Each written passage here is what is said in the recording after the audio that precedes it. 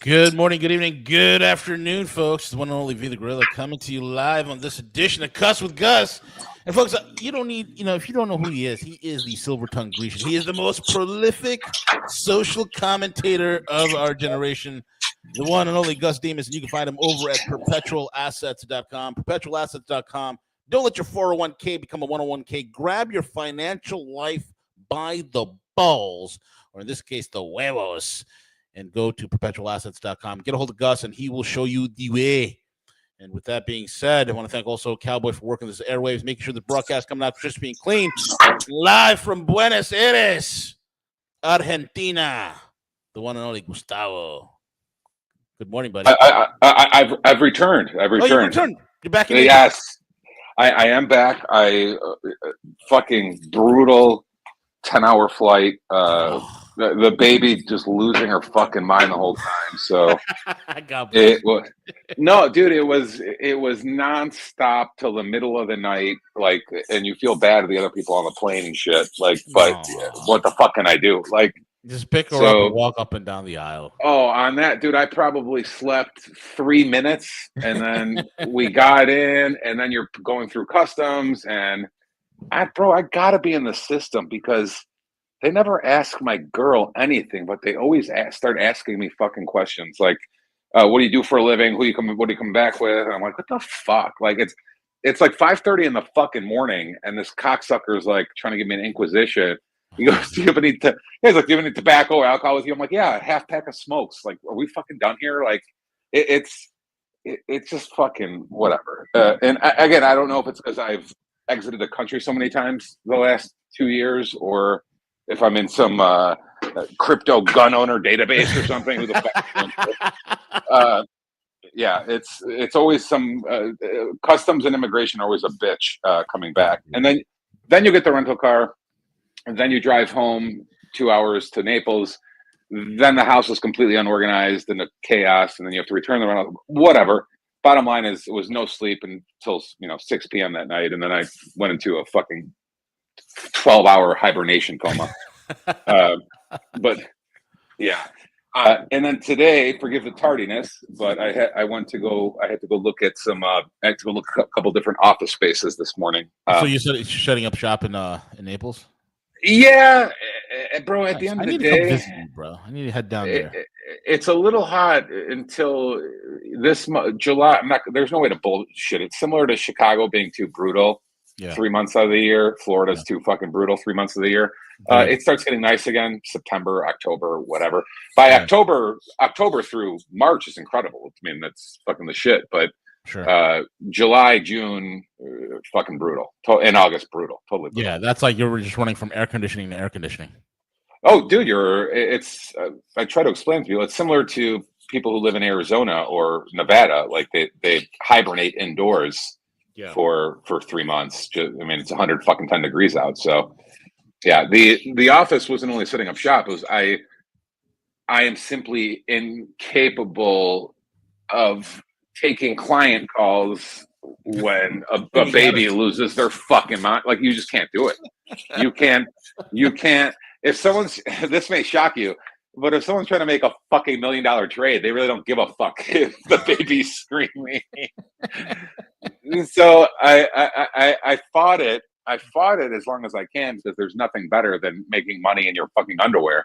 But at the end of the day, it's like, no, I if I'm going to be productive and grow and bro, the business we're in, you just can't, like, if you need peace and quiet on a moment's notice, you have to have it. Like, you can't. To. Oh, 100%.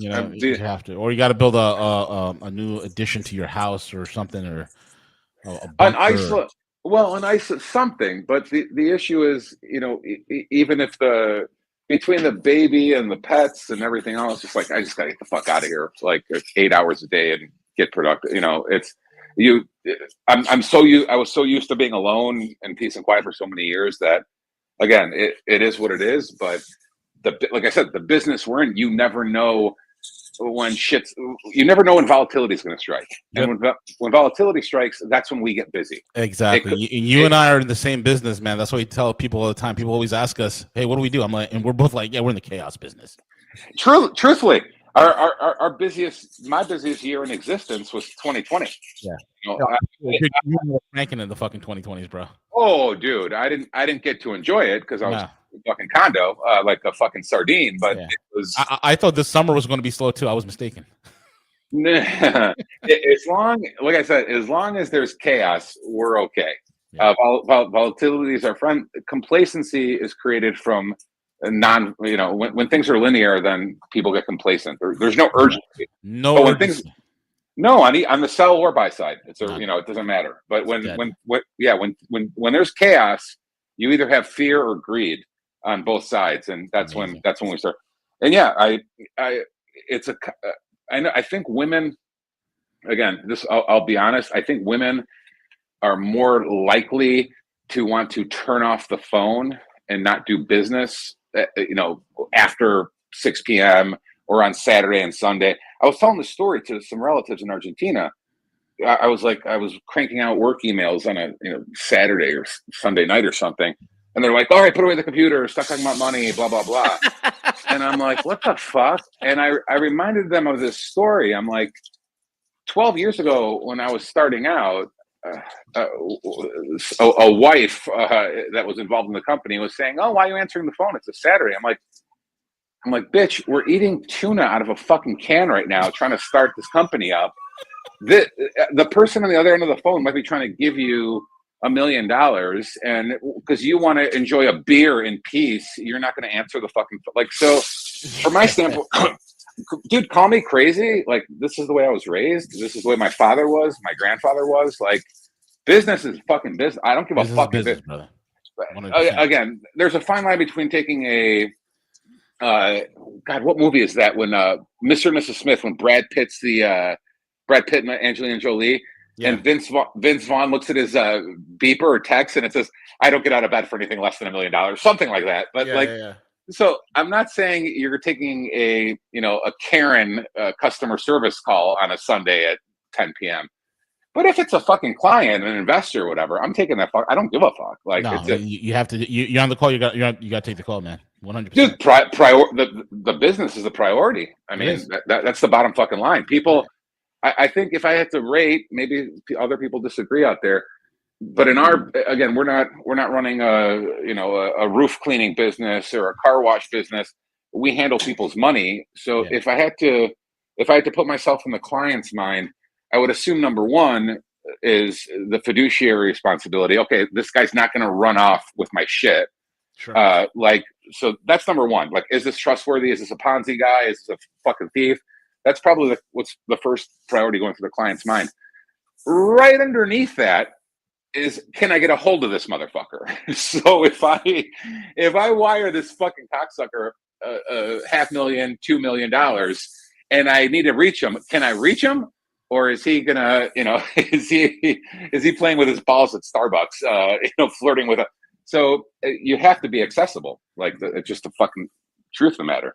Yeah. Again, I'm not saying you have to deal with every Karen phone call, about $100 margin, but yeah, if it's a legit client, answer the fucking phone. So again, maybe I'm old fashioned, maybe I'm whatever, but business. No, it's business, man. It keeps the lights on. It keeps the lights on, keeps food on the table, allows you to take nice vacations, allows you to have, you work hard, you play hard, you get some nice things, little trinkets, little toys here and there. It's nice. It's nice. Well, even gives you options, bro. Even the underlings. So think about all the foot soldiers of the sheep, the useful idiots, the commie and socialist useful idiots. Right. They think it's glamorous. They only look at the end result. So if 90%, 95% chance your business is going to fail, number one. So they don't look at the 90 or 95% that fail and all the capital and time and risk those entrepreneurs and business owners did to even start that company. They ignore that. Secondly, I've been an employee too. I mean, not only as a kid, but in my 20s. When 5 o'clock hits, 6 o'clock, you dial the fuck out. Like, you're out. I'm at the bar. Like, fuck you, mute everything. I don't want to hear from you. You're dead to me. Like, fuck off. Yeah. So they don't, dude, I go to sleep thinking about this shit. I'm in the shower thinking about this shit. I think about it Saturday. There is no vacation. Even when I'm gone anywhere in the country, in the world, I'm always working. I've never taken, in 13 years, I've never taken like a vacation where, you know, I forwarded my calls to someone else. Like, I'm not bro, I was making, talk about 2020. I went and had hernia surgery, snuck out of the hospital after, and made trade calls 2 hours later with my fucking stomach cut open. So it wasn't. So the doctor was like, "Yo, you can't take. You have to. Family have to pick you up. You can't even take an Uber. I'm in Vegas by myself." I'm like, "Dude, fuck you." Like, no way. Like, this is like summer of 2020 or something. Correct. So yeah, I literally just, I'm like, who's gonna stop me? You calling the cops if I try to leave the hospital? Yeah. So I left the hospital and I started making trade calls. I just poured a glass of whiskey as a painkiller and started fucking trading. Like that. Bottom line is like, yeah, there is no vacation. If no one cares about it as much as you do. It's your baby in a certain extent.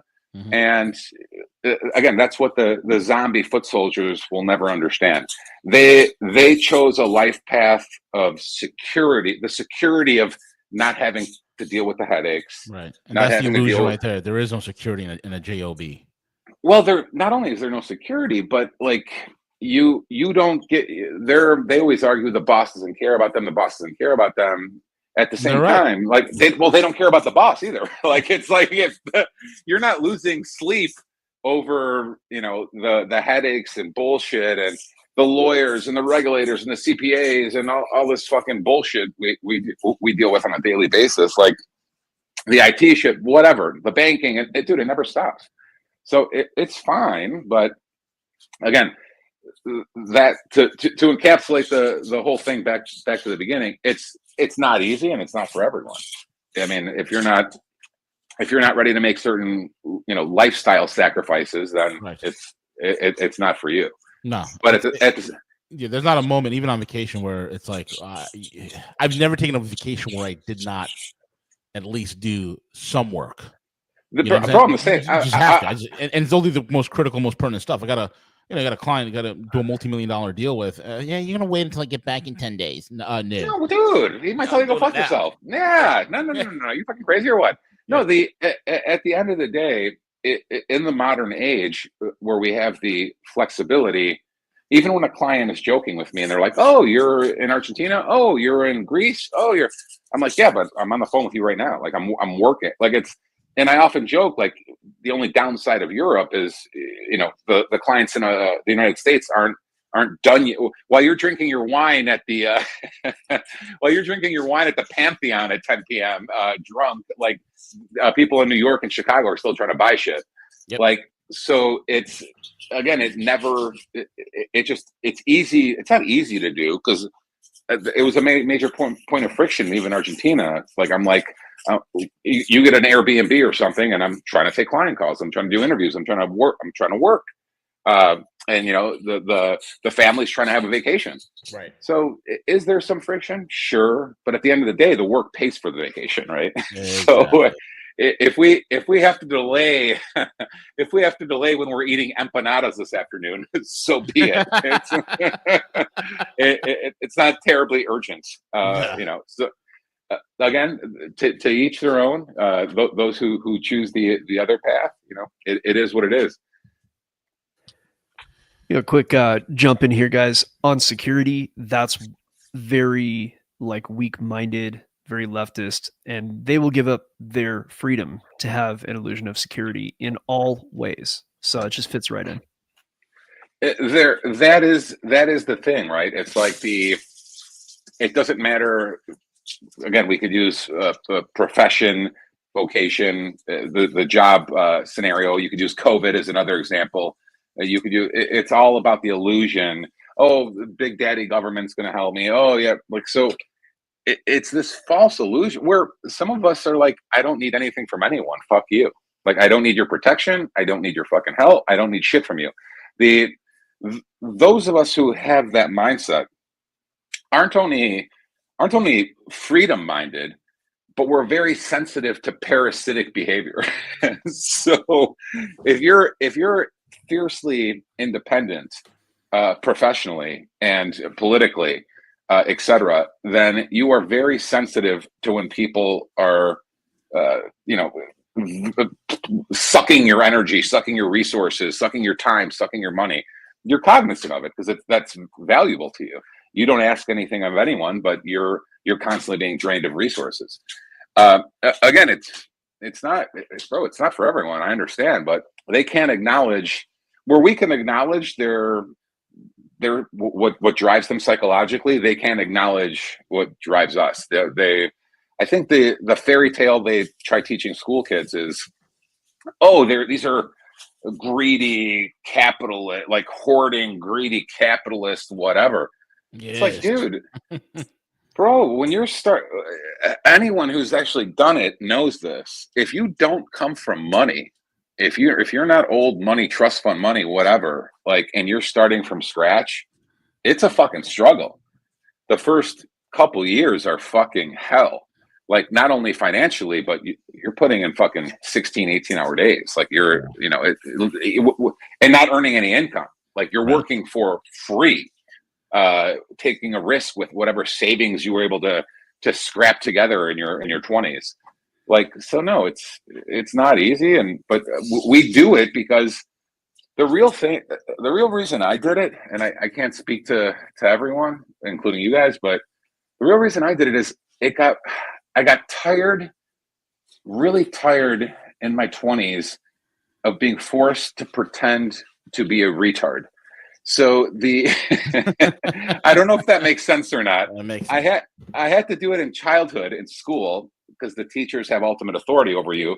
So even when some fucking, fat dyke is trying to explain math or history to me, and I'm like, what the fuck are you talking about? Like, so I was like that when I was fucking 7 years old. I'm like, what is this bitch talking about? Like, so it was hard enough as a child to have to nod your head and play along. Right. In my 20s, it became almost impossible when you have your direct boss, and then you have the VP visit, and then you have the HR lady down the hallway, and then you're forced to nod your head like whatever product or service you're peddling is curing cancer. Like, even though you again, this is before the dick pic apps, but even the shit that this country was selling in the 90s, like, software for hospitals or whatever. Yeah. Like, it wasn't like, again, you're not curing cancer, like, but you have to go in there and nod your head. We had the expression of you have to drink the Kool-Aid. Yeah. Like, this is the most important thing in the history of software or whatever. Like, it's whatever. But again, at some point you become sick of, like, God, I just can't. Me personally, bro, I envision my life for the next 30 or 40 years, and I'm like, oh my God, am I going to be nodding my head to these fucking dummies for the rest of my life? Clawing my way to you're I don't want to say slave, but you're a foot soldier. Like, you're just you're obligated to follow orders and play along and protect the system. Well, dude, you could imagine what I'm the same person now I was in my 20s. You could imagine what an HR nightmare I was then. Like, so. Yeah, I would have to go to HR training. Like, I've worked for some larger companies, and I'd have to go to so Shaniqua would hear me telling someone, fuck this, fuck that, titties, blah, blah, blah. And she'd be like, this motherfucker's crazy. Like, we gotta get this motherfucker in for some training. Like, so yeah, they bring you in there and try to neuter you further. And it's like, this is, at some point I had to have my freedom. I couldn't imagine going to the grave, walking on eggshells. Like, it's just like, no. I don't being a corporate lackey, bro. That's I can't stand it. And the worst part of the worst kind of corporate lackey is it's upper management, right? They're making a few $100,000 a year, and they think they're elite. Well, bro, if you've spent enough time at the Fortune, 1000 or doesn't matter if you're working for them. Working for them is the best, and if you're working and selling or operating with them directly, you see what it reminds you of the political class to a certain extent of what fake, hollow zombies they are. Yes, like, it's all like fake HR bullshit. Like, it's all like an act. Like, these people, they feign all sorts of things, man. They feign the concern. They feign that they care. They feign that they're really deeply moved by every team member that's in this company. Oh, dude, it's exhausting, and you see it. You see it even more so. Again, you see it even more so how fake it is when you get them with that. The boss doesn't come to happy hour that day, and then you get all the employees there at 6, by 7 or 8 p.m. It's 5-10 drinks in, everyone starts giving you a real piece of their mind, and you're like, holy shit, you don't act like this at the office at all. Like you're basically you're going through life with a mask on.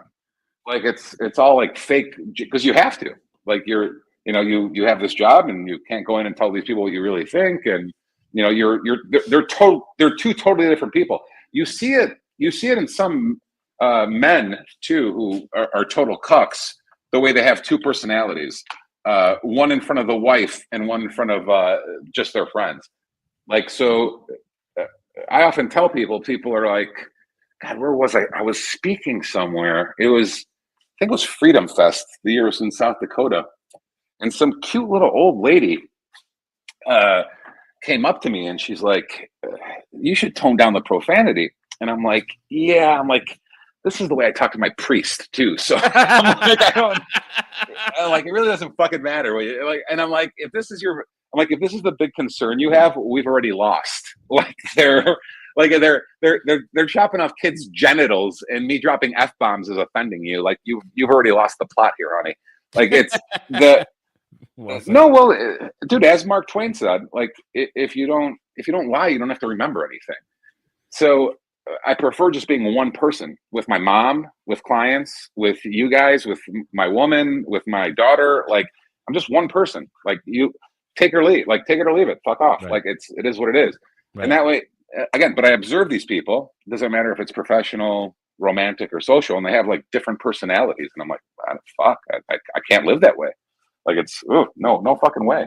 It not only is it liberating, but it's what's the word? It's genuine. It's like just be who you are. But again, if you're fine going through life to be going around Shaniqua's desk, then go through life that way. And bro, the guys with the Mussolini wives are even worse. Like you, the terrified. I don't know, terrified. Bro. I don't know if you have friends like that too. It's I have friends I have friends who are married who are absolutely terrified. Oh, dude, they don't speak at the barbecue or at dinner or whatever, and then you get them on a golf course, and it's like Dr. Jekyll and Mr. Hyde. Like it's two totally different personalities.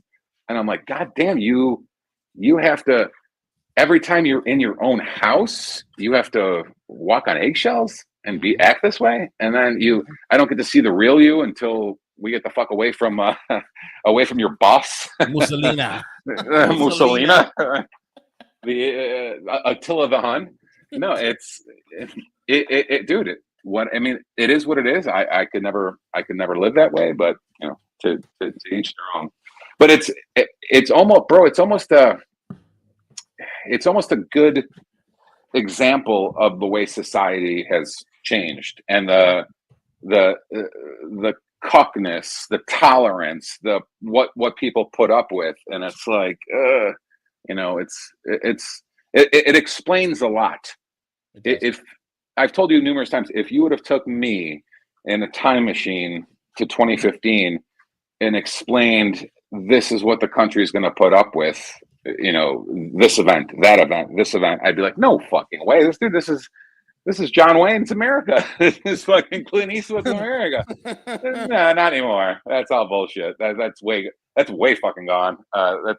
They did put up with it long and hard up the ass. They put up with it all right.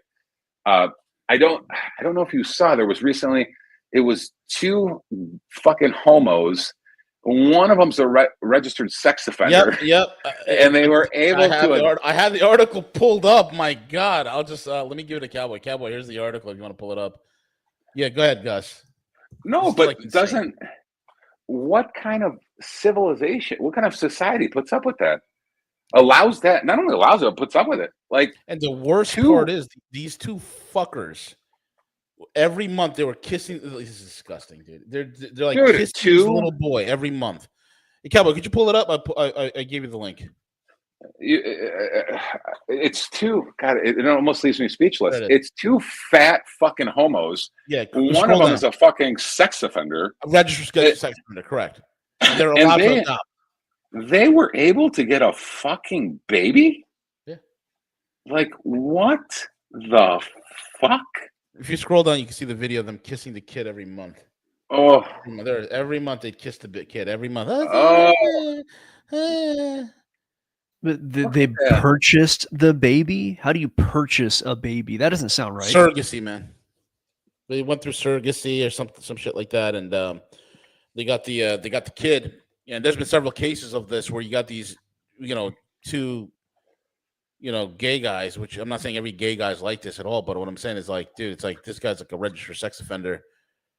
Bro, someone. 100 years in prison. There's a gay couple right here. There was another one where it was like a gay couple. They adopted like a bunch of sons and sexually abused all of them. Guys, isn't it weird? They always take boys. It's like, what is your real agenda here? Like, if you just wanted a baby, you would take whatever comes first. But all these gay couples always seem to adopt boys. It's very strange. Yeah, dude. No, God help us. No, dude. God fucking help us. God help us.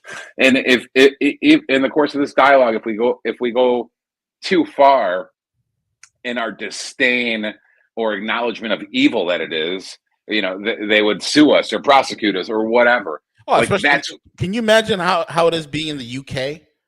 Oh my dude, that's what I'm trying to tell you.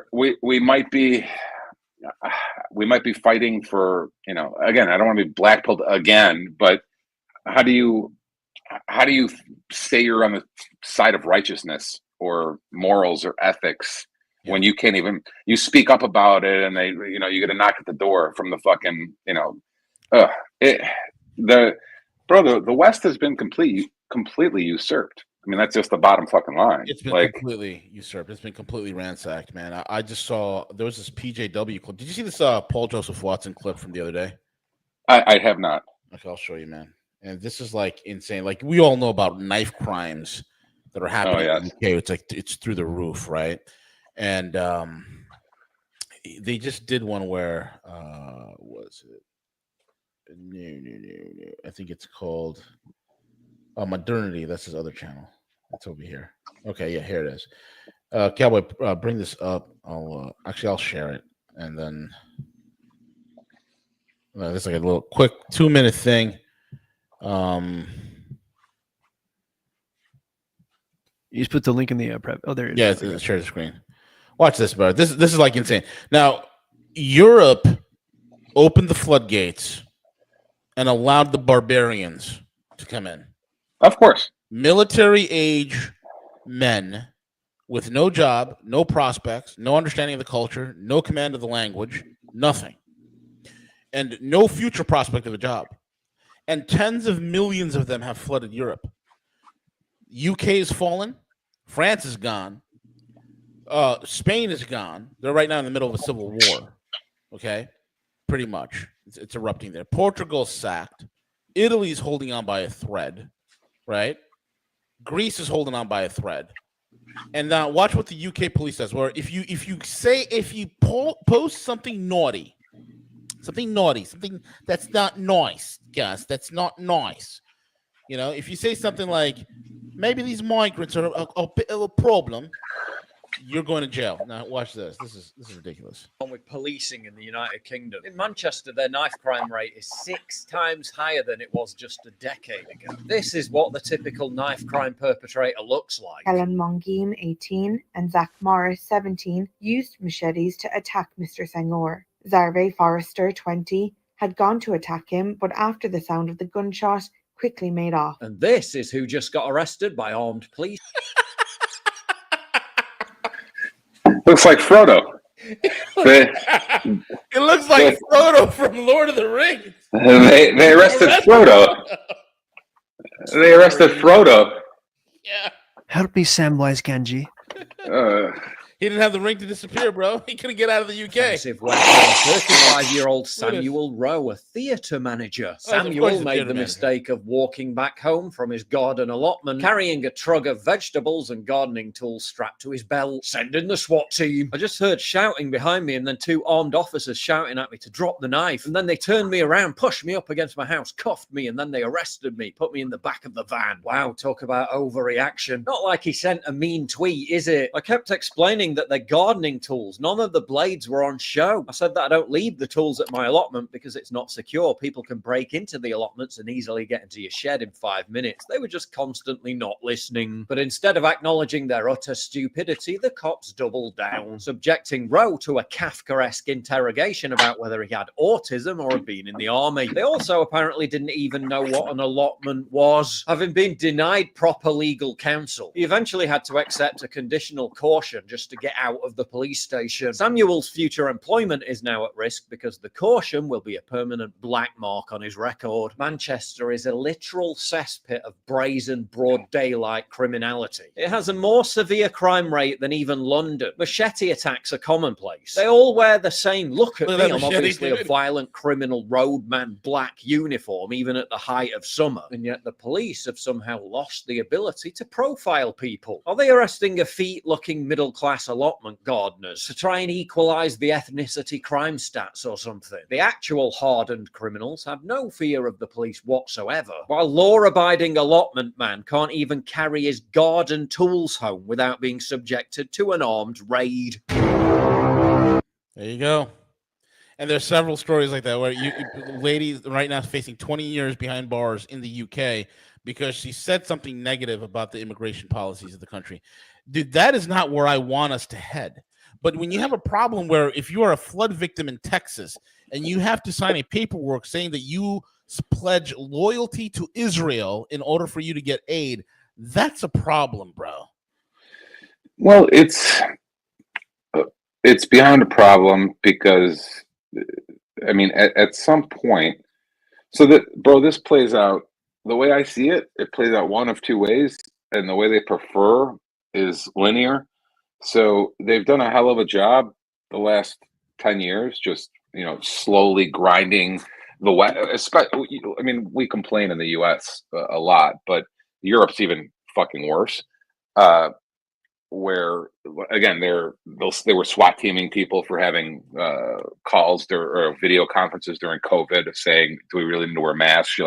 So the US isn't quite, we've said before, Europe is kind of like a time machine, the US, where the US will be in 5 years or 10 years or whatever.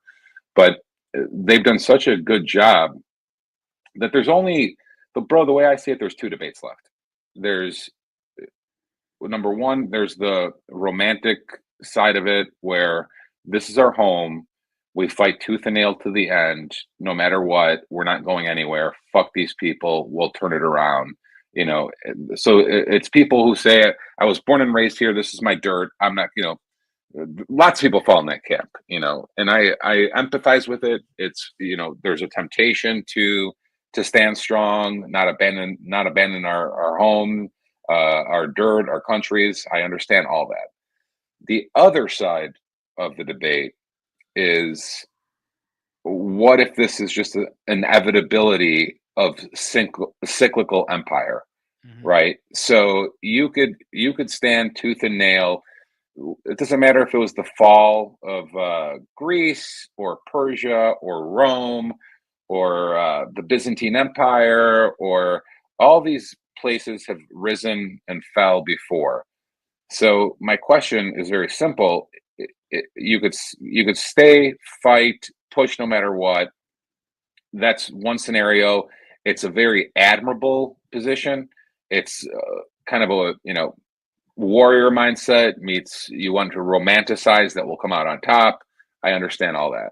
But if the other side is true, where empires are simply cyclical, and we're living through the transition, and the West in general is in store for 100 years or 200 years of darkness. Yeah. Do you really want your gene pool, your offspring, your grandkids, your great grandkids? Do you really want them on this side of it. Well, meaning that would they be better served in Asia? Would they be better served in Russia? Would they be better served in parts of the world where there are only two genders and and they don't have Israel hate speech laws and I mean all this bullshit. So I've said it before. I've even sent you guys like articles, you and CJV, where it's like, it's like in the Israel Times, it's like China might be our future, and the West is crumbling. So they destroy they leave a bunch of welfare queens in the West. They import savages from the third world. Yep. They completely fucking destroy the West. And then they're already looking to the healthy hosts, yes. which is out east. Right. So the problem is they can't fit in. They can't. Well, like I told you, Chenstein doesn't change the way you look.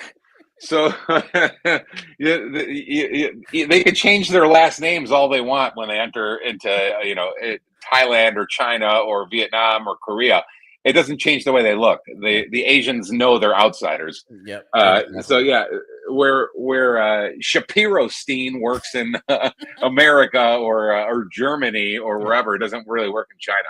No. So they're no, I don't think Shanghai or Beijing are welcoming them with open arms. No, not at all. I think that's the way I see it. Like if the future is Asia, you could fight tooth and nail to keep it afloat here. And again, I have no property or investments over there. I'm just trying to see the future to the best of my ability. Like, do I want us to turn it around? Do I want us to? Of course I do. But if it's inevitable, then, my warrior mindset, my romantic theories are irrelevant. It's all for naught. So that's the real question. Do you eventually try to siphon off as much net worth as possible, and then 5 years from it, dude, look at all the people that have migrated. We use we're both very fond of Singapore as an example. Yeah. The co-founder of Facebook went there. Jim Rogers is in Singapore. So he even says like the greatest gift you could teach your kids is teach them how to speak Mandarin. Correct. Like, so, and then whenever someone actually needs real political asylum away from Mossad and the CIA, they go to Russia. Exactly. Real political. So exactly. Yeah. Some people head east for the economic future. Other people head there for actual political assignment from the Western intelligence agencies. So again, that might be the future. I don't know, and I have no vested stake in the matter, but I can detect a pattern. And if the pattern is that this fucking house, they won't let us, dude. They simply might just not let us be free. If they keep importing more and more, this has been the plan for 100 years. If you really read like a lot of the literature from the 1910, 1920s, this has been the plan. You have to, quite frankly, they hate white people. Right. Like they hate the West, they hate Rome, they hate white people, they hate the white nationalism, they hate Christianity, right? They hate it all. Right. So it's always it has competition for a long time. For a long time, these kings and emperors were just kicking them out of the country. So they're still mad about the Spanish Inquisition. They're still mad about some of the Roman emperors that either purged them or booted them. 109 countries, bro. Yeah. 109 countries, like 1,000 times. 1,064 times. Yeah. Something like So they're still mad about all that. Mm-hmm. So it has been their goal they have to eliminate any type of camaraderie amongst Christians or whites or the West or whatever. Well, there's three countries in particular they wanted to destroy that they never allowed to get along with. Number one is there's three countries. It's the United States, Russia, Germany. Those three countries should be like peanut butter, jelly, and bananas. That's what it should be, or peanut butter, jelly, and bacon, which is delicious too. But milk. Yeah, milk, or peanut butter, jelly, and a glass of milk. right? Well, And they've kept these three countries apart. You know, and it's done for a reason. It's done for a reason because you would have a very productive global trade. You know, and right now when you look at today and the future, what Germany's done, it's sacked. You have three countries that only matter. There's only three countries on this planet that matter. Okay, it's China, it's Russia, it's the United States. That's it. And if these three countries could get along, you'll have global prosperity for 1,000 years. Can't let that happen. not only that, but there was a recent. It was like 2 days ago. There was a recent interview Tucker did with a PhD that was boots on the ground. I think he went to London School of Economics and Oxford. He was boots on the ground in Japan in the late 80s and early 90s. And he explains not only central banking, but credit creation, what caused China, how they started. It's not even that the central bank prints money out of thin air. It's that credit creation is done by every single bank. They literally, every time you go and get a loan for a house, a car, a credit card, whatever, the money doesn't exist. They just, and he explains it in much greater detail where what he did. Well, again, this guy, they wouldn't even, it's a long interview. It's 2 hours. So I don't want to go down the entire rabbit hole of the interview, but long story short is this. He went as far as to say everyone's focused on interest rates, the central bank, the Treasury Department, etc. The real scam takes place on just the regular commercial banking side. So when you go get a loan for anything, the loan literally just invents money. There is no reserve system. There is no equilibrium on a net neutral basis where they shift it over to this bank. They literally just create. It's poof. It's air, and they charge you interest on something they created from air. So we're always so focused on the Fed and the Treasury that we take our eye off the banks. Just you could walk into any bank right now, go get a car. The bank creates the money from scratch. It didn't exist. It's an accounting gimmick. It's double entry accounting. So why am I bringing all this up? Because the whole scam, the whole system of the last 100 years derives from this. When they could inflate assets, when they could inflate consumer goods, and those are two different things. Credit cards, you could argue, are what inflate groceries and shit like that. But what inflates assets is bank lending to buy assets.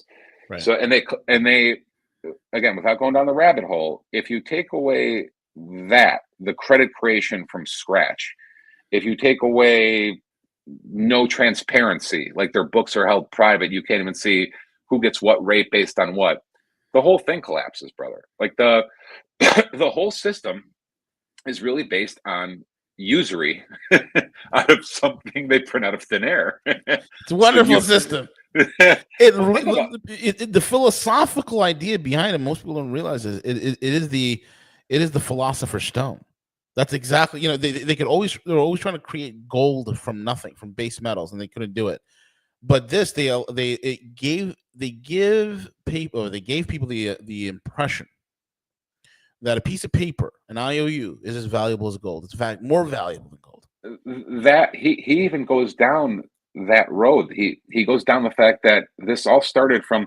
So the bankers and the kings all had major brain power of the day, yes, 300-400 years ago, dedicated to alchemy. They were trying. They even tried to have fucking Isaac Newton do it. So yes, they were trying to. And Isaac Newton spent most of his time trying to crack the whole alchemy problem. The last 30 years of his life was dedicated to that. They were trying to figure out how to counterfeit long before our grandfathers and great grandfathers were born. Yeah. The minute they realized they couldn't counterfeit, they're like, wait a minute, these dummies will just accept IOUs in gold. Yeah. So this is the slow. And then we went from IOUs in gold to fuck it. These dummies don't even need an IOU in gold. We'll just acknowledge the fact we'll kick their fucking door down if they don't accept this complete fucking gibberish. But that's what's fucking amazing. The paper money still wasn't enough of a scam. Yeah. Now it's just accounting. Like it's the base money, M0, M1 is nothing. The real money that bids up assets, that buys securities, that buys buildings in New York and Chicago and Los Angeles, that money is just made up. It's invented out of nowhere. The money the IMF and the World Bank and Bank of International Settlements lend Argentina or El Salvador, that money's just made up. It's poof. It's some dickhead in London pressing a button, and all of a sudden $200 billion that didn't previously exist is now in existence. And it's double entry accounting. It's an accounting scheme. Correct. So we went from let's counterfeit gold to let's give these dipshits IOUs in gold to fuck these dipshits. We'll SWAT team them if they don't accept our paper. to you know what? The paper's too slow. We'll just start pressing buttons. Like so, paper's too slow. Just start pressing buttons. Yeah, and he goes into the fact that the Great Depression, they neutered. Just that decade, they neutered 10,000 small regional banks. So they've been consolidated. Consolidating, where even the credit creation itself is monopolized to a few larger banks. Correct. So if you took someone at 5 years old and explained this all to them, like everything you own or everything you're going to work 10 hours a day for, 12 hours a day for, part of it is going to go to the banks and part of it is going to go to the governments. So the banks created something out of thin air and the government created something out of thin air. So it doesn't matter if it's taxes or interest. It's all fugazi. It's all fake bullshit that they've made us indirect slaves. Mm-hmm. Like you're either paying the Shapiro-Stein the interest, or you're paying or you're paying Shapiro-Stein's Shabbat Goy at the government politician. You're paying them taxes, but it's all fake. It's all made up out of thin air. It's that's the scam. And even if you use your own capital, here's the real thing that should light bulb people. Even if you're using your own capital, your own savings to buy an asset, you are competing. You and someone else on the other end are putting a bid out on an asset. The side competing with you most likely is competing with something they printed out of thin air. So instead of using real capital in your pocket, doesn't matter if it's paper cash, a bar of gold, Bitcoin, whatever, you are competing against credit creation with something Shapiro-Stein hit enter on a keyboard with, bidding up that asset higher. Does that make sense? No, so you have on one side, you have your taxes, you have your interest. So even if you say, you know what, I don't even want to take debt, fuck that, I'm just going to use my own savings, my own capital to buy assets. You are competing to buy those assets against credit creation, against fake money. It just didn't exist. The banks just the accounting trick into existence. That's the actual scam. The actual scam is the system is completely fake.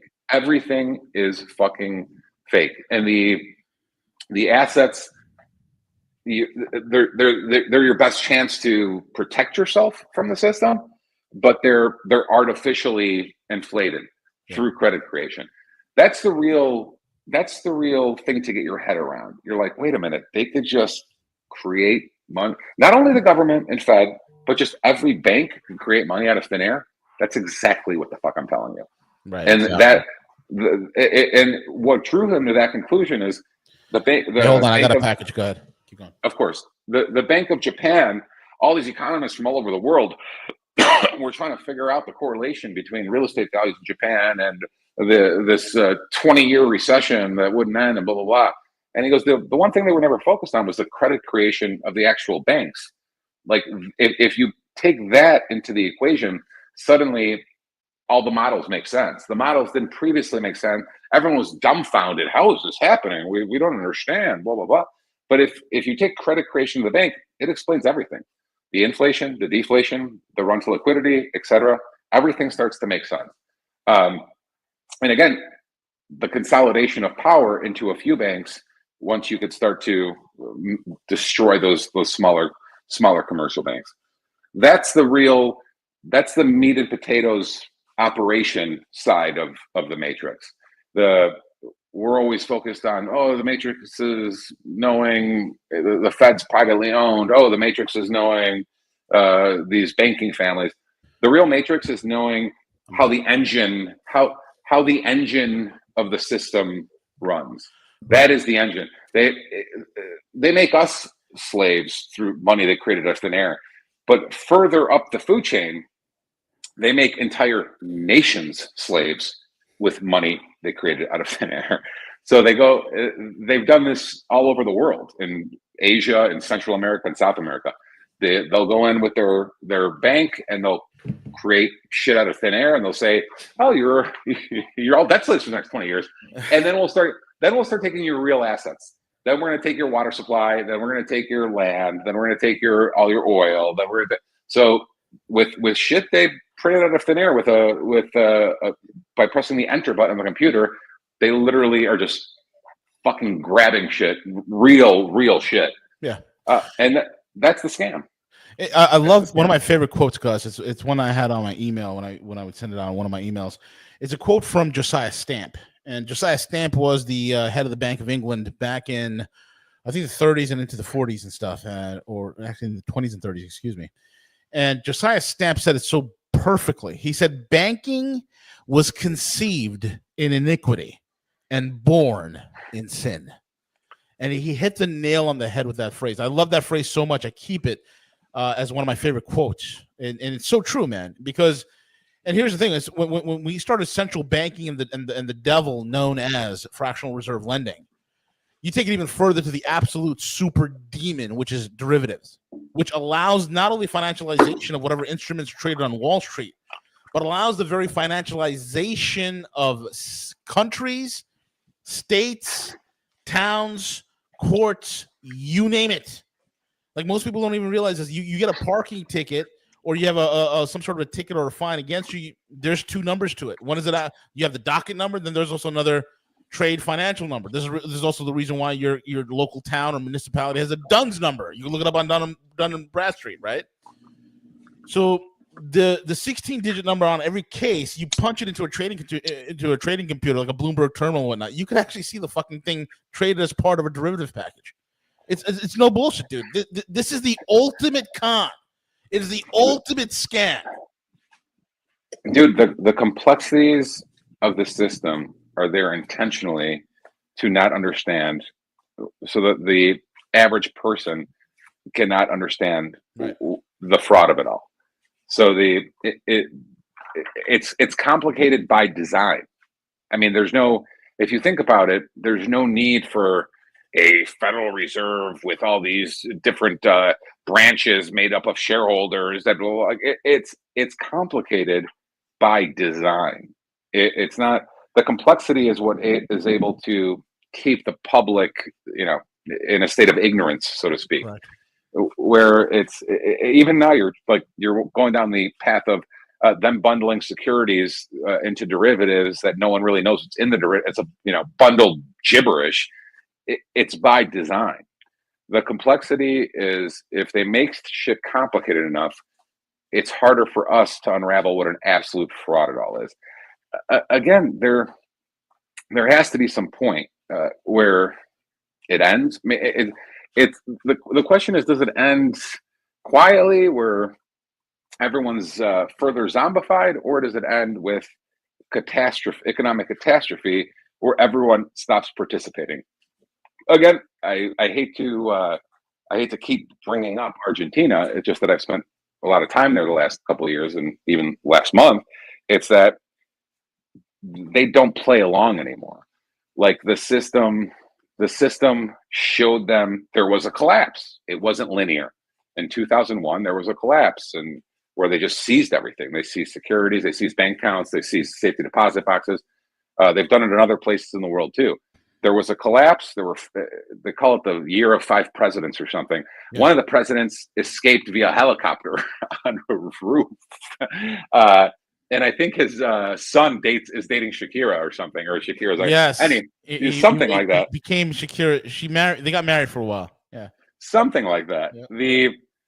The point being that the general population on the ground in that country no longer plays by the rules. I've observed numerous business transactions now, large and small, in the country, and they're like, no, what we're going to do is we're going to put this number here, and we're going to show up with a suitcase for this. I'm like, what? Like, it sounds like a 1920s mafia transaction. And they're like, yeah, that's the way we do it here. Like, not us, but everyone. Like, and there's 2 prices. There's if you go to buy a penthouse in a Recoleta in Argentina, which is like their, Park Avenue or Russian division or whatever, like you go and actually talk to the owner or the broker. They're like, well, if you pay with a bank wire, it's this. But if you're paying with cash, it's this. So they give you 2 prices. It's not a cash discount price. It's we're going to fuck the municipality, the federales, and the provincia on this fucking cash transaction. The contract's going to say, so the contract is this, you show up with a suitcase. And again, this isn't some Sam Giancana, Tony Accarda fucking Gambino fucking, this is just this is every fucking transaction listed. Yes. Like, so you pull up a real estate transaction, the preference is always cash. Yep. And the preference is always, we'll take a suitcase of cash. We'll give you a little bit of a discount off the listed price. And that discount saves us from paying capital gains to the feds. So they're openly telling you we're going to fuck the government. And this is, and I think that's the best thing that could happen to the United States during an economic collapse, that we actually model Argentina. It'll actually work out great, actually. Well, bro, now me and you and everyone in the United States, we all walk on eggshells, where every person that calls my firm, I have to assume it's a FBI agent trying to entrap me. Yeah. So we're paranoid to not say anything. Right. Like, so we are all, myself included, we're all, walking on eggshells, waiting for a SWAT team, or waiting for an entrapment scenario, or waiting. Like, so the U.S., everyone still plays ball. Like, everyone's still we're all playing by the rules, and we're terrified of not playing by the rules. In Argentina, they don't give a fuck. They're like, no, fuck these guys. Like, these guys, these are bandits. These are thieves. Like, yes. The culture has accepted the fact that the oligarchs are completely fucking corrupt, evil thieves. So not the boomers in America, bro. The boomers in America. but my government.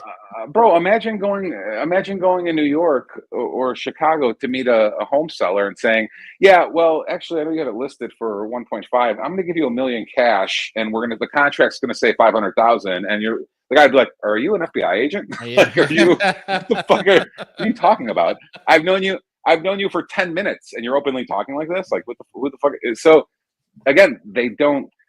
But that happened. That wasn't an easy road to get to that point. That happened with collapse. There was a total collapse, a collapse of the currency, a collapse of the political system, a collapse of the banking system. That's what got them to that place. We haven't had that yet. Everything's papered over. Papered over. Before earlier this morning, Nick and I were having this conversation before it was during our Algo Factory class. We're talking about the collapse of the United States. One thing I've always said for years, Gus, you've heard me. I've always said the collapse of the United States is not either good or evil or bad. It's necessary, right? The economic collapse. And a lot of the survivalists are like, well, a country boy can survive. But here's the thing, you want to have intact cities. You want to have intact villages, towns, so on and so forth. And if everybody goes into a solo survival where everybody's heading to either Alaska or the Pacific Northwest or upstate into the New England or whatnot, trying to escape what's coming, it's like you're not really building civilization, right? And a lot of guys have this idea, well, we'll just, we'll balkanize, we'll have this, we'll have that. The problem in this whole equation, I realized this when I started analyzing just a couple of days ago, the biggest problem with this is the logistical supply chain. We are so gutted as an industrial nation. We're so gutted. We practically make nothing, right? Just imagine, like, you're, let's just say, in the Great American Redoubt, or you're in, like, I don't know, in Utah, whatever, right? The logistical supply chain goes down. It's not like, okay, people say food and water. Okay, well, how do you get the food and water to you? Because once the supply chain breaks, that means there's no planes, trucks, or boats moving, right? And at that level, it's like the other thing is, where's the power generation going to come from, right? So these are all the variables that's there, and I think that's vitally important. And I say this is that if a collapse does occur where it's so bad, the most vital thing we can do is to ensure that we have some sort of. Are you frying something, or are you just in the bathroom? Yeah, he's making bacon or something. I muted him. Let me know when he's back. Gus, you there? Unmute him. I'm cleaning my coffee machine, my coffee pot. Oh. But I'm switching to the espresso capsules. Yeah, honestly, bro, I thought you were taking a piss, and so I muted it. Well, he's done that before. No, I have done that before. But that's happened. Yeah, V did that before. like they say in the movie The Last Emperor, aim for the porcelain, dummy. So yeah, no, even I wouldn't piss in the water even if I was. No, I've switched to the espresso capsules. Gotcha. When you're done, I have an anecdotal story for you, completely tied to exactly what you're saying about supply side logistics. Yep. Because I've thought long and hard about this, and people on our side have opposing opinions on this too. But my opinion has changed dramatically the last couple of years. But sure. Please finish. I'm sorry. Yeah. So the whole thing becomes the supply chain, right? Like certain spots are going to do better than others. You look at Texas. Texas has their own power grid. They have ports. If America collapses and we get into a balkanization situation, I can see Texas, Oklahoma, Louisiana, Alabama, Florida as one confab. They'll kind of rally together to form some sort of because they're politically inclined. There's a sharing of resources. They're already interlinked with roads and highways and all this other stuff, and as well as rail. But they also every single one of those states that I mentioned, minus Oklahoma, has ports. But they're all, especially in Texas, Louisiana, and Oklahoma, they are flush with energy. So a region like that's going to do well. But other spots in the country, like, dude, if something goes on in the East Coast or West Coast, like in the Northeast and the West Coast, they're totally screwed. You see what I'm saying? It's like the cities will literally burn to the ground, and that's and you know, because I take into this calculation that unlike Argentina, unlike Russia that went through a collapse, unlike other parts of the world, we're not a homogeneous or a homogenous society, right? We have all these ethnic groups. We have everybody with competing ideas. It's going to be crazy and chaotic if it breaks down like that. But now, go ahead, man. You want to say your anecdotal story? No. It's completely relevant to everything you're saying. So I've made no secret of the fact for 12, 13 years, I too am guilty of being a prepper. So it doesn't matter if it's guns, bullets, Band-Aids, antibiotics, water, food, whatever. I am guilty as charged. I am a prepper. Enough food for a year, tons of water, filtration, solar. I have fucking as many bells and whistles you could think of. Now, all that being said, survival. A couple years ago, 2022, I believe, Naples and Fort Myers got absolutely fucking rocked with a hurricane. I was actually on with you before I lost power and Wi-Fi, and then didn't have power or Wi-Fi for 6 days. I started drinking Bloody Marys, put on my camouflage face paint, ran around my house naked, all that shit. So it was fun to play Lieutenant Dan from Forrest Gump for a few hours. The next 2 days, I basically spent juggling energy power between my generator, solar, refrigerators, light sources, all with no Wi-Fi, no phone. You guys knew more about what was going on than I did. So I had to climb a fucking tree in my front yard to get internet. with my cell, because the cell towers were fucking destroyed too or whatever. So Yeah, I remember that. it's a complete disaster for 5 or 6 days. Now, 2 days in, when I'm spending 16 hours a day just managing power and food, charcoaling in my driveway. So I'm trying to cook dinner while I'm juggling generators and trying to. So 2 days into this hell, my buddy gets a text message through, and it's like, "Hey, we're an hour away from you, and we're inland. It's a new facility. We have Wi-Fi and power." The minute I heard he has Wi-Fi and power, I jumped. I unloaded. I took my freezer, and my fridge. I packed it into garbage bags, and I drove directly to his house and stayed there for 3 days. Just left. I would come back half hour a day just to power up my alarm system, and I left. Now, why am I telling this long-winded story? Because could you survive? Yes. Yeah. But asterisk. Why would you choose to live that way? Exactly. So the question: Fuck that. Could I start eating my neighbors after a week and pull out the ARs and start? Sure, but do I really want to live that way, or would I rather be drinking a fucking espresso, staring at a monument at a cafe? Yeah. So it's See, that's not the thing even with you and I. We're cosmopolitan. I got to have my creature comforts, bro. bro. It's not even cosmopolitan. It's I need civilization, man. Well, this might shock you. I'm prepared for a Mad Max scenario, but if I could avoid it, I'd rather avoid it. Exactly. So if you gave me the question of, Gus, you could live hunkered down in your house for 2 years, shooting alligators and birds out of the sky for food, or you could just take an AR and go take the biggest plane or yacht in the Naples Marina, like. I would probably do that. Like I'm like, oh, I mean, I could hightail it out of here to Mexico City or something. Like, so if the option, and that is the difference between, with all due respect, that is the difference between the people who want to hide in the Appalachians or the Idaho or whatever, versus Doug Casey, who's like, dude, fuck you. I have 5 houses all over the world. I'll just leave. Yeah. So if the system collapses, if this goes out, if that goes out, the priority isn't hunkering down. It's getting the fuck out of here. Like, that is the priority, especially if you got a family and whatnot, man. You want to get the fuck out, dude. It's that's like priority. It's like I want to watch the New York, Chicago, LA, Miami go up in flames, or do I want to be on a beach in Bali picking lint from my belly button, watching my trade and relaxing? If you have the resource, it's none of this shit is cheap. No. Setting up another location isn't cheap. Prepping isn't cheap. No, that's not cheap. So just a heads up to anyone who doesn't know this: guns are a more expensive hobby than golf, as an example. So it's easily. So in an ideal world, you would be able to do either or.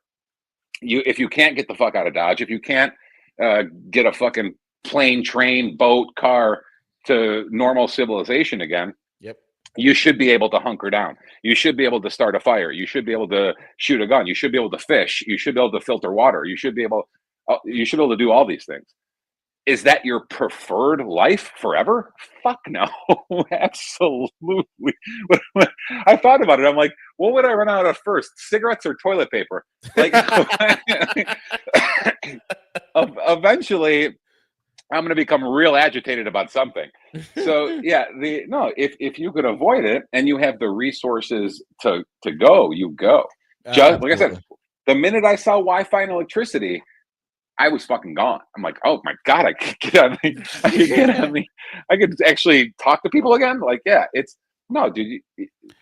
miserable. For me personally, I'm not Ted Kaczynski. I can't do the wilderness thing.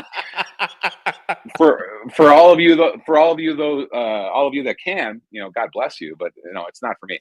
You can survive, but you can survive in that environment, but do you really want to? That's the question. And no, I don't want to. I don't want to either. I'd rather be, I'd rather be in the Burj Khalifa in Dubai. That's what I'm like. What's happening in America? What, bro? That's what I'm trying to tell you. Like, it's like if my options are killing killing alligators to survive versus drinking at a cat. I remember when COVID happened, and we're trying to make heads or tails out of it. You were in Vegas at that time. I'm like, bro, how you holding it? And you're like, well, if it gets any worse, I'll just shoot my neighbors and drink pool water. I think I'll be all right. Dude, it's fucking because again, it's that prepper mindset of like, oh, I could we all grew up on Rambo and shit. Like, oh, we could survive this, no problem. It's like, yeah, but you don't have to. Like, you just go, and that's the ultimate thing. Like, anyone who's been involved in natural disaster kind of knows this. Like, you could hunker down through it all, or you could just go a few towns over. It doesn't matter if it's California wildfires or Georgia flooding or Florida hurricanes. You could just go, just be safe for a while. Not safe, just comfortable. You could live. You don't have to. There's no scenario in which I would see long term scenario which I would try to live through something like that. No, right, exactly. Like you said, especially with kids. Like, really? No, exactly right, dude. I couldn't do that, bro. I'd rather be in a place like this. Hey, Cowboy, pull this up on the screen real quick. Hey, I'd rather be like here, dude. You know what I'm saying? This is what I'd rather do. You might have said it perfectly. Me and you might just be a tad more cosmopolitan. Where, I like being near cultural centers, just like you. You and I both like that. We like art. We like good food. We like great cafes. I was like having, nice shit. I was having this debate with my my brother-in-law or my girl's fucking cousin or some shit, and I was like, we were talking about he prefers trips to the Brazilian outskirt towns, near the jungle. I don't do the third world. Yeah, I'm like, good. Yeah, I'd rather. I don't do the third world. I'd rather be drinking coffee under the Jesus statue in Rio. Like, no, I'm good. I'm good. Yeah, I'm the same way. I've told people before. I'd rather die. You and I rather drink a coffee under the Burj Khalifa or something like that. If I die, take my fucking here's a plane ticket. I'll leave you a plane ticket. Take my fucking ashes to Rome under the Pantheon in the plaza where the cafes are, and dump my ashes right there. Preferably next to someone singing opera or playing a fucking violin. Yeah. Like that's where I'm peaceful, comfortable. It doesn't matter if it's a laptop or book or just drinking coffee, eating some tiramisu, staring at a fucking building my ancestors built. Like that's where I'm most comfortable. Yeah. Not chasing squirrels in the forest. Like, I'm good. I'm good. Hold on, I got my fermented my fermented fava beans in my mason jar. Let me go get that. That's what we're having for tonight for dinner. Oh, dude, they're good skills to have. They're great skills to have. If it all goes to shit, if the whole world, there's a solar flare that hits the earth. Okay, I get it. It's Mad Max. You got to do what you got to do. But you have a way to avoid this? Yeah, of course. Do I know some basic first aid? Yes. Can I work on an engine? Not that well. Like an old school engine before they came out computerized. I wish I had better mechanical skills. So are these all useful things for men to know? Of course they are. Yeah. But if you have no choice. Like if I have a choice, like, no, I'm not choosing that fucking life. Fuck no. Like it's not happening. There's no having experienced the hurricane. It's if you have the choice, you choose comfort. I would venture to say if I took the most elite military teams in the world and said, okay, after your raid or this deal, would you prefer to go back to the 120-degree tent in the jungle, or what if we put you guys up in a Four Seasons? What would they say? So if you took Delta Force or SAS and you're like, yeah, after you complete your duty, would you rather go back to the jungle and swim in a pond, or we got a couple rooms for you at the Four Seasons? I wonder what those trained killers would say. Because my money is they would stay in the Four Seasons. Four Seasons. Yeah, totally. Yeah. But no, that's the whole thing. It's like we have this idea that there's this whole bravado. Yeah, I'm gonna survive, man. I got my gun. I got deer. I'm like, that's all good and dandy. But like day 130 of the end of the society, well, you might think differently, bro.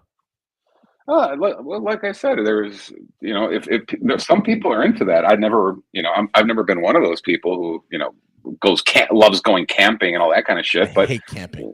dude, so do I. I just don't see, like I said, it's nice in, minor things, but I've never been one to say, oh, I want to stay in the woods for fucking 5 days. It's like, no, it interests me zero. But some people are more comfortable in nature, and, good for those people. Yeah, not I, said the cat. Not I. No.